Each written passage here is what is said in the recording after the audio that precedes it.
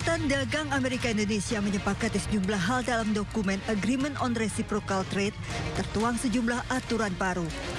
Termasuk yang menjadi pembahasan terkait pelonggaran sertifikasi halal untuk barang manufaktur pada pasal 2.9.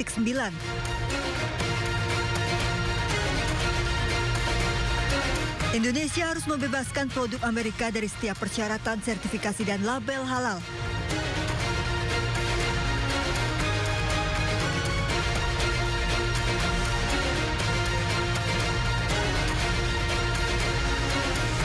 Indonesia harus membebaskan kontainer dan bahan lain yang digunakan untuk mengangkut produk manufaktur dari sertifikasi dan pelabelan halal.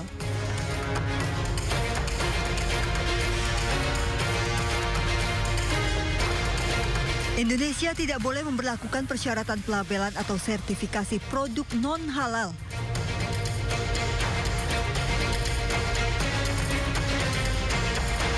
Indonesia juga harus mengizinkan lembaga sertifikasi halal Amerika yang diakui oleh otoritas halal Indonesia untuk mensertifikasi produk apapun yang akan diimpor ke Indonesia. Intinya itu kita kan termasuk yang mungkin paling lama ya berunding soal tarif itu perdagangan. Tapi baguslah hasilnya. Ya. Kemarin kami sudah lapor ke Pak Presiden dan beliau minta kita mempelajari seluruh risiko-risiko yang mungkin timbul dan Indonesia siap dengan berbagai senario. Karena senario keputusan Mahkamah Agungnya Amerika ini sudah dibahas dengan USTR sebelum kita tanda tangan. Ketua MUI bidang fatwa Asroruni Amsoli meminta masyarakat tidak membeli produk tidak halal dan mengingatkan kewajiban sertifikasi halal. Sementara Haikal Hasan, Kepala Badan Penyelenggara Jaminan Produk Halal membantah produk masuk Amerika tidak berlabel halal. Produk yang masuk dari Amerika tetap berlabel halal dari otoritas halal Amerika. Amerika langsung mengubah sistem penyembelihannya. Oke. Dia comply, dia ikut aturan. Yang tadinya, ada aturan sendiri lah gitu. Dan sekarang sangat oke. Bahkan tertulis dalam kesepakatan itu bahwa Amerika akan mengikuti halal sesuai dengan standar Organisasi Konferensi Islam. Yes, saya bilang gitu. Namun dari seluruh perjanjian dagang resiprokal ini tercantum sekitar 217 kewajiban Indonesia dan hanya 6 bagi Amerika, yang mana perjanjian ini akan memberikan keuntungan timbal balik bagi kedua negara. Tim Liputan iNews melaporkan. Agreement on Reciprocal Trade atau ART atau kesepakatan tarif dagang antara Indonesia dan Amerika Serikat menuai sorotan, mulai dari transfer data warga negara, kewajiban mengikuti blokade dagang hingga pembukaan impor pakaian bekas. Di satu sisi disebut membawa investasi besar, namun di sisi lain dinilai beresiko menggerus kedaulatan. Dan untuk membahasnya sudah bergabung bersama kami Azhar Syahida, peneliti Center of Reform on Economics Indonesia. Selamat sore Pak Azhar. Selamat sore Mbak, senang bisa bergabung. Iya Pak. Pak, bagaimana Anda melihat posisi Indonesia dalam perjanjian ART ini dengan Amerika Serikat saat ini? Seberapa strategis ART ini bagi hubungan dagang Indonesia dan Amerika, terutama dalam konteks geopolitik dan ekonomi global nih Pak? Ya, terima kasih Mbak. Saya kira kalau kita mencermati hasil perundingan yang sudah disepakati oleh Presiden Prabowo, ada banyak hal yang perlu kita soroti ya. Yang pertama terkait dengan kemerdekaan Indonesia dalam mengelola perekonomian nasional. Jadi kalau kita lihat di dalam dokumen ART tersebut, banyak sekali hal yang sebetulnya itu sangat merugikan bagi Indonesia. Ya. Mulai dari ketidakbebasan Indonesia kemudian untuk memilih perjanjian dagang dengan negara lain, dan termasuk juga mengenai banyak sekali MTM atau perjanjian non-tarif ya yang harus kita hapuskan. Nah ini yang menurut saya hal-hal di luar tarif yang sangat berisiko mengganggu perekonomian Indonesia. Dari sisi kebijakan non-tarif, banyak hal yang harus dihapus, mulai dari sektor pertanian, kemudian sertifikasi sanitari, kemudian termasuk produk halal. Nah ini yang perlu kita soroti karena pertama terkait dengan produk halal itu seharusnya ada kewajiban terhadap sertifikasi halal yang dari Indonesia. Yang pertama Ada sedikit perbedaan dalam proses sertifikasi halal Indonesia dengan Amerika.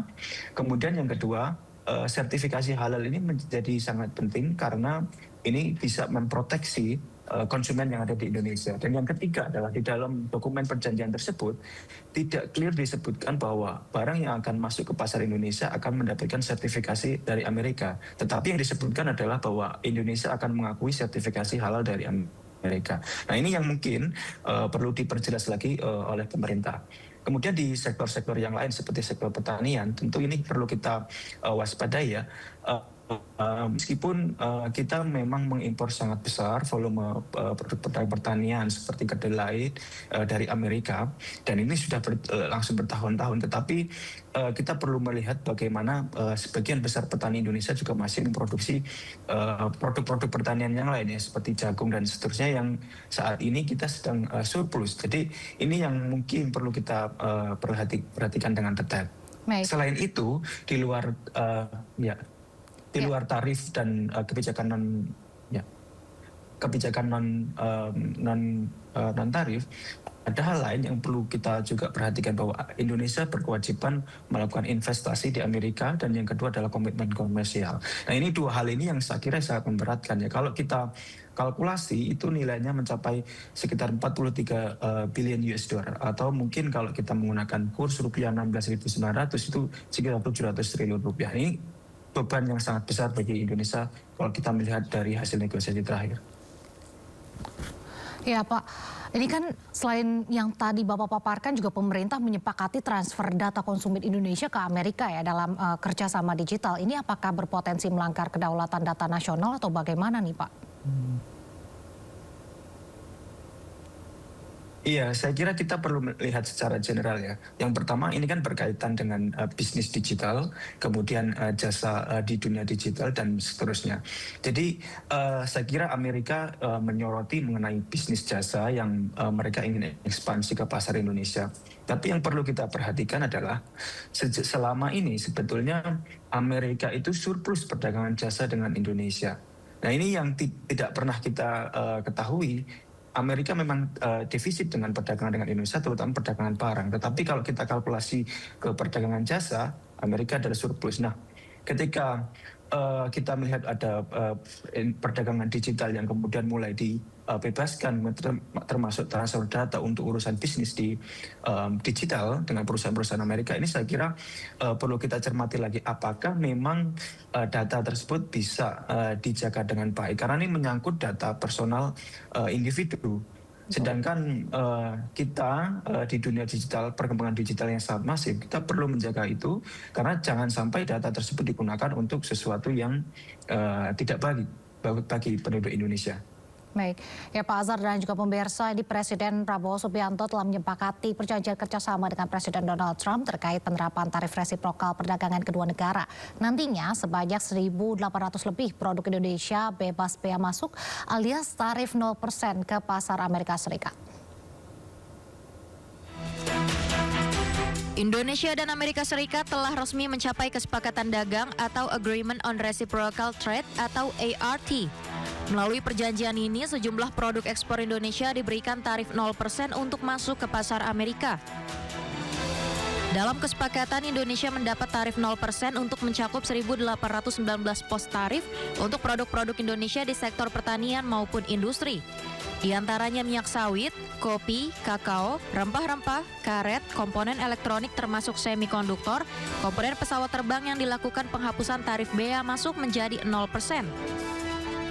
Sementara khusus untuk produk tekstil dan apparel Indonesia, Amerika Serikat juga memberikan tarif 0% dengan mekanisme Tariff Rate Quota atau TRQ. Di sisi lain, Indonesia memberikan fasilitas untuk produk Amerika Serikat dengan tarif 0% untuk produk pertanian Amerika yang diimpor seperti gandum dan kedelai. Masalah perdagangan di antara kedua negara, ya, perundingan sudah cukup lama, akhirnya ketemu saling menguntungkan, saling menghormati. Saya kira bagus. Mereka menyampaikan mereka sangat tertarik sama Indonesia. Mereka confident, mereka lihat iklimnya membaik terus. Mereka positif terhadap ekonomi kita. Presiden menegaskan keputusan kesepakatan perdagangan ini akan memberikan dampak positif bagi 4 juta pekerja di sektor tekstil dan berpotensi menguntungkan 20 juta orang masyarakat Indonesia yang terlibat dalam sektor-sektor tersebut.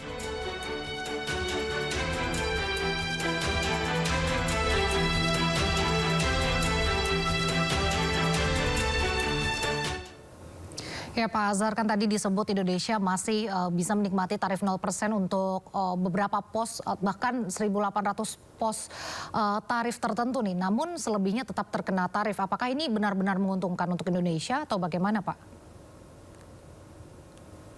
Iya, saya kira kita perlu lihat dengan detail ya di masing-masing komoditas ya. Misalnya kalau kita lihat dapat 0% tarif untuk komoditas pertanian, ini sebetulnya justru bertentangan dengan semangat hilirisasi yang sedang digalakkan oleh pemerintah. Pemerintah kan ingin mendorong ada investasi hilirisasi di sektor tidak hanya di sektor pertambangan tetapi juga di sektor perkebunan, sehingga tarif 0% untuk produk-produk pertanian ini sebetulnya justru agak bertentangan dengan apa yang ingin diupayakan hilirisasi di dalam negeri. Nah, sehingga ini yang perlu kita cek kembali. Kemudian yang kedua, tarif 0% untuk produk manufaktur misalnya tekstil itu sebetulnya menurut saya itu hanya ilusi, karena meskipun tarifnya itu terkena 0%, tetapi dari sisi kuota ekspor, artinya Amerika mengimpor dari kita Indonesia, itu ada batasan. Jadi hanya pada volume tertentu kita akan mendapatkan tarif 0%. Sehingga tarifnya hilang seperti sebelum ada tarif resiprokal, tetapi kuota kebijakan non tarifnya menjadi muncul. Sehingga ini trade off, ilusi dari apa yang disampaikan tarif 0%. Nah, sedangkan kalau kita lihat produk-produk yang lain, sebagian juga masih terkena dengan tarif. Sehingga kalau kita bandingkan dengan sebelum periode ada tarif resiprokal, maka sebetulnya kita masih banyak mengalami kerugian. Nah, kalau kita lihat produk-produk manufaktur yang lainnya, itu tidak hanya tekstil, tetapi juga elektronik dan seterusnya, termasuk furnitur, itu juga perlu kita cek kembali apakah memang betul kita akan bisa ekspor sepenuhnya ke Amerika dengan tarif 0% tanpa kuota. Sehingga kalau ada kuota, maka sebetulnya itu hanya ilusi. Nah Pak Azhar, kan memang dalam perjanjian EART ini Indonesia diwajibkan untuk membuka impor pakaian bekas cacahan ya dari Amerika. Ini bagaimana Anda melihat kebijakan ini dari sisi perlindungan industri dalam negeri? Tentu saja ini bertentangan dengan upaya pemerintah untuk mendorong industri tekstil di dalam negeri. Ya. Kita lihat industri tekstil di dalam negeri ini sudah susah payah digempur oleh banyak sekali produk impor tidak hanya dari luar negeri tapi juga dari China utamanya. Ditambah lagi dengan rencana ada impor tekstil bekas dari Amerika. Ini saya kira akan semakin memberatkan. Mengapa demikian? Karena produk tekstil bekas umumnya itu akan mempunyai harga yang jauh lebih murah ketimbang tekstil yang baru ya, yang punya brand besar. Ya, sehingga ini justru akan semakin membuat persaingan di dalam negeri, utamanya untuk industri tekstil, menjadi sangat tidak sehat. Ya, karena kita sendiri saat ini industri tekstil bersaing dengan produk-produk dari China yang jauh lebih murah dan produknya baru, itu juga kita sudah susah payah. Ya, belum lagi nanti ketika banjir impor produk bekas masuk ke Indonesia, maka ini saya kira akan semakin sangat memberatkan persaingan pasar di dalam negeri, khususnya untuk industri tekstil kita. Ya. Nah, Pak Azhar, selain itu kan dalam salah satu klausul juga disebutkan Indonesia harus mengikuti kebijakan pembatasan perdagangan Amerika terhadap negara tertentu. Nah, apa ini artinya Indonesia bisa terseret dalam konflik geopolitik Amerika atau bagaimana? Iya, saya kira ini memang kalau saya membaca dengan detail hasil kesepakatan yang kemarin sudah ditandatangani itu, memang ada upaya dari Amerika untuk mempengaruhi ya geopolitik yang ada di Asia Tenggara. Utamanya kalau kita lihat memang trading partner terbesar Indonesia adalah China, dan sebagian besar investasi di Indonesia itu adalah dari perusahaan-perusahaan China. Dan saya kira memang ada konteks di mana Amerika ingin mengurangi ketergantungan Indonesia dengan baik investasi maupun kerjasama dagang dengan China. Karena kalau kita melihat pola seperti ini, sebetulnya ini tidak baik ya. Memang kalau kita bergantung kepada satu negara tertentu, baik itu dari sisi perdagangan dan investasi, itu juga tidak baik. Tapi pola yang diberikan oleh Amerika ini sangat tidak kompetitif. Seharusnya kita bisa membuka investasi sebesar-besarnya ke berbagai investor, terutama untuk mendatangkan FDI dengan cara yang kompetitif dan fair.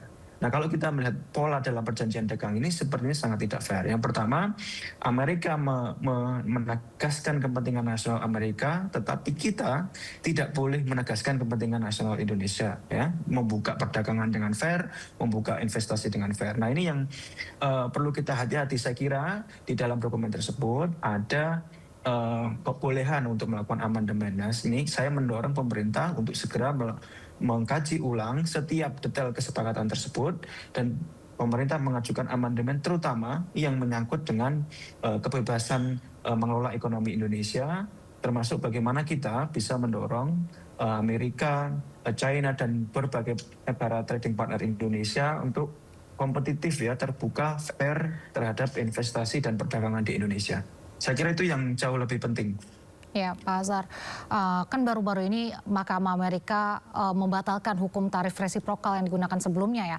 Ini bagaimana implikasi putusan ini terhadap keberlanjutan ART antara Indonesia dan Amerika nih, Pak? Iya, saya kira seharusnya, ya, tim negosiator Indonesia dan pemerintah sudah bisa membaca, dan saya kira mereka sudah mengantongi informasi ini bahwa akan ada keputusan dari Mahkamah Agung di Amerika, kemudian diskusi di Amerika juga sedang menghangat. Artinya kebijakan tarif resiprokal Donald Trump ini juga banyak mendapat pertentangan dari domestik Amerika sendiri. Nah, bagaimana nasibnya? Ini saya kira masih sangat dinamis, ya. Satu hari setelah dibatalkan, kemudian Trump mengumumkan akan ada tarif 10% untuk seluruh negara, kemudian satu hari kemudian diubah lagi menjadi 15%. Saya kira semuanya masih akan sangat dinamis, ya. Karena dari diskusi domestik di Amerika sendiri semuanya belum final. Nah, sehingga dengan seperti itu, maka Indonesia seharusnya bisa menyiapkan, ya, langkah strategis apa yang bisa diperdalam. Kalau kita melihat dari dokumen yang ada, memang kan kewajiban Indonesia yang harus dikeluarkan itu sangat banyak, sangat timpang dengan apa yang harus dilakukan oleh Amerika. Nah, ini saya kira harus dibahas oleh pemerintah dan dikaji dengan detail. Jangan hanya kita fokus pada tarif, kita mendapatkan tarif 0% untuk berapa komponen item produk yang bisa kita kirim ke Amerika.